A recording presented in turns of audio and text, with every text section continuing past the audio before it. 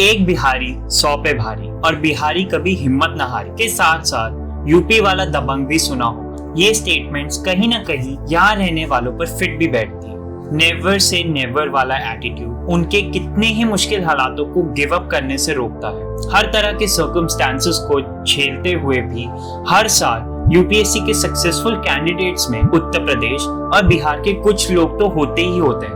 In fact आज तक के आईएएस बनने वालों में से सबसे ज्यादा लोग यूपी से ही हैं। स्वागत है आपका इस चैनल में और आज बात करूंगा कुछ ऐसे फैक्टर्स और सर्कमस्टेंसेस की जिनको आप यूपी और बिहार से यूपीएससी क्लियर करने वाले लोगों का मोटिवेशन भी कह सकते हो।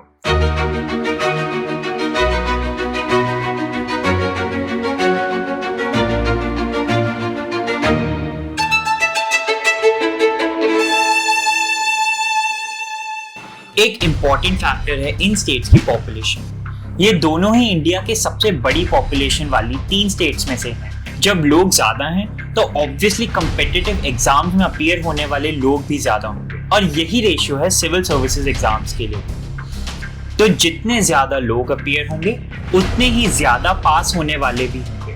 अगर आप 1951 से 2021 तक के नंबर्स भी देखो तो सबसे ज्यादा आईएएस ऑफिसर्स उत्तर प्रदेश से निकले। नंबर है 770। दूसरे नंबर पर है बिहार, जहां से अभी तक 452 आईएएस ऑफिसर। ये दोनों ही स्टेट्स एजुकेशनल इंफ्रास्ट्रक्चर को इम्प्रूव करने की लगातार कोशिश करती रही। उत्तर प्रदेश की बात करें तो हाल ही में सेंट्रल गवर्नमेंट ने एक प्रोजेक्ट रोल आउट किया जिसका नाम है rejuvenation of basic infrastructure and overall cleanliness of government schools. इस स्कीम में टोटल अमाउंट का 15% 707.6 करोड़ अकेले उत्तर प्रदेश को अलॉट हुआ। नीति आयोग ने इस प्रोजेक्ट को गवर्नमेंट स्कूल्स में इंफ्रास्ट्रक्चरल गैप्स को भरने के लिए ही बनाया। इसके अलावा उत्तर प्रदेश में 45 यूनिवर्सिटीज, 10 डीम्ड यूनिवर्सिटीज और 37 मेडिकल कॉलेजेस। 2017-18 के डेटा के अनुसार यहाँ 6,681 कॉलेजेस हैं। उत्तर प्रदेश इंडिया की उन पहली स्टेट्स में से हैं जिनसे एजुकेशन फॉर ऑल की पॉलिसी को सक्सेसफुली इम्प्लीमेंट किया। बनारस हिंदू यूनिवर्सिटी इंडिया की सबसे पुरानी यूनिवर्सिटीज में से एक, कानपुर और लखनऊ में आईआईटीज, अलीगढ़ मुस्लिम यूनिवर्सिटी, एनआईटीज यहाँ के कुछ बड़े एजुकेशनल इंस्टीट्यूट्स हैं। इसके अलावा एजुकेशन में यहाँ प्राइवेट प्लेयर्स भी हैं जैसे कि एमआईटी। इन्हीं फैसिलिटीज के कारण यहाँ प्राइमरी स्कूल्स में एनरोलमेंट रेशियो बहुत ही हाई है। 2022 में 1st to 8th ग्रेडर्स में ये 98.1%। बिहार की बात करें तो यहाँ के एजुकेशनल इंफ्रास्ट्रक्चर को बहुत बढ़िया नहीं कह सकते। एक समय में देश की सबसे पुरानी नालंदा और विक्रमशिला यूनिवर्सिटीज जैसे एजुकेशनल इंस्टीट्यूट्स वाली स्टेट में बच्चों के जमीन पर बैठकर पढ़ने की खबरें भी आती रही, लेकिन पिछले कुछ समय से यहाँ की गवर्नमेंट्स ने काफी इंप्रूवमेंट्स की है। बिहार में 72,663 गवर्नमेंट स्कूल्स हैं जिनमें करीब 3 करोड़ बच्चे पढ़ते हैं।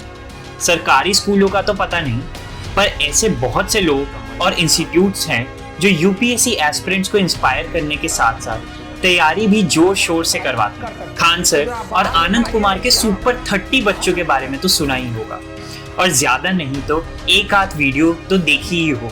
हजारों बच्चों की इंस्पिरेशन बन गए हैं। कॉन्फिडेंस देते हैं उनको कि तुम कर सकते हो।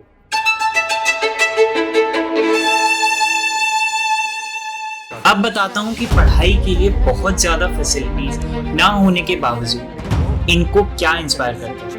ये कुछ ऐसे फैक्टर्स हैं जिनको किसी की भी लाइफ में नहीं होना चाहिए, पर अनफॉर्चुनेटली ये एग्जिस्ट करते हैं। इनमें से एक है गरीबी यानी पॉवर्टी, और गरीबी भी मल्टी डायमेंशनल यानी कि पैसे की तंगी, पढ़ाई ना कर पाना, बीमारी में इलाज ना करवा पाना, कमाई के बहुत ही कम साधन या फिर लड़ाई दंगों का खतरा बना।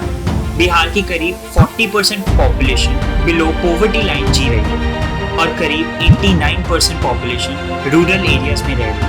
रूरल एरियाज में आज भी इनकम के बहुत ही लिमिटेड सोर्सेज हैं। ज्यादातर लोग या तो खेती करते हैं या फिर कोई दुकान चलाते हैं। इन एरियाज में खास करके बिहार में शायद ही कोई बड़ी फैक्ट्रीज हो जो लोगों के लिए रोजगार पैदा कर सके। और जहां तक खेती की बात, जमींदारी प्रथा यहाँ इतने बड़े स्केल पर और कुछ हद तक अभी भी कि ज्यादातर किसान बहुत ही कम डेली वेजेस पर बड़े किसानों के लिए काम करते हैं, या फिर उसके पास छोटा सा जमीन का टुकड़ा है जिसकी फसल उसके खुद के परिवार का पेट भी अक्सर नहीं भर पाती। कभी भी आ जाने वाली नेचुरल कैलामिटीज जैसे फ्लड्स आ जाना या फिर बारिश ही ना होना इन किसानों की जिंदगी की मुश्किलें बढ़ाती ही रहती है। नतीजा ये है कि वो गरीबी में ही जीने पर मजबूर रहते हैं। देश को आजाद हुए 70 साल से ज्यादा हो चुके। कास्ट डिस्क्रिमिनेशन के अगेंस्ट लॉज भी बहुत पहले ही बन चुके, लेकिन आज भी खास करके रूरल एरिया जातिवाद अभी भी खत्म नहीं हुआ। आज भी बहुत से ऐसे गांव हैं जहां एक जाति के लोग दूसरी जाति के लोगों के कुएं और हैंडपंप से पानी नहीं ले सकते, उनके इस्तेमाल करने वाले गिलास या कप में पानी या चाय नहीं पी सकते, और यहाँ तक कि उनके सामने बराबरी में बैठ भी नहीं सकते। अमीर अपनी अमीरी का दिखावा और गरीब को नीचा दिखाने के मौके अक्सर ढूंढ लेते हैं। अपने से नीचा समझने वाले लोगों में शादी नहीं करते। ऑनर किलिंग के आज भी ना रुकने वाले केसेस इस बात का गवाह हैं। एक और इम्पोर्टेंट फैक्टर है पॉलिटिकल इंस्टेबिलिटी और गुंडा राज। पहले भी मैंने कास्ट सिस्टम की बात की। यही कास्ट सिस्टम यहाँ की पॉलिटिक्स को भी इम्पैक्ट करता है। ज्यादातर रीजनल पार्टीज अपने आप में इतनी बड़ी और स्ट्रॉन्ग नहीं होती कि पूरी स्टेट को चला सके। अलग अलग कास्ट की लीडरशिप में बनी पार्टी अक्सर एक दूसरे के ज्यादा दूर तक नहीं चल पाती। सभी अपनी शक्तियों पर शासन करना चाहते हैं।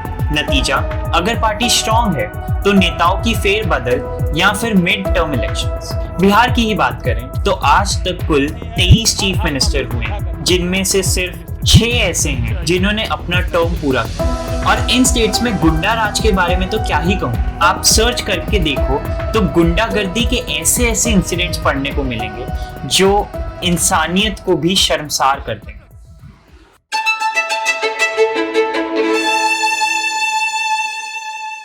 ऐसे में अपनी आवाज उठाने, अपने और अपनी फैमिली को इज्जत दिलवाने और प्रोटेक्ट करने के दो ही तरीके रह जाते हैं। या तो खूब पैसा कमा लो या फिर पावर हासिल कर लो। ढेरों पैसा कमाने के लिए बिजनेस करो, जिसके लिए भी पैसा चाहिए। ऐसे में सबसे अचूक तरीका जो दिखता है लोगों को वो है पावर हासिल करना।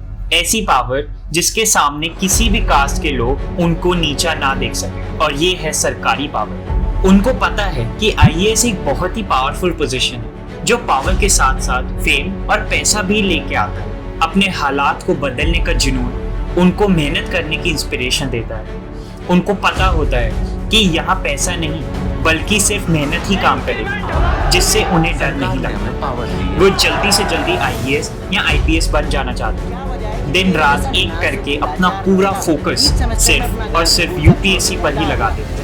उनके इसी जज्बे को जब फैमिली का सपोर्ट मिलता है तो दे बिकम अनस्टॉपेबल। अक्सर परिवार वाले अपनी जमा पूंजी उनकी पढ़ाई पर लगाने के साथ साथ जरूरत पड़ने पर जेवर और जमीन बेचने से भी पीछे नहीं हटते।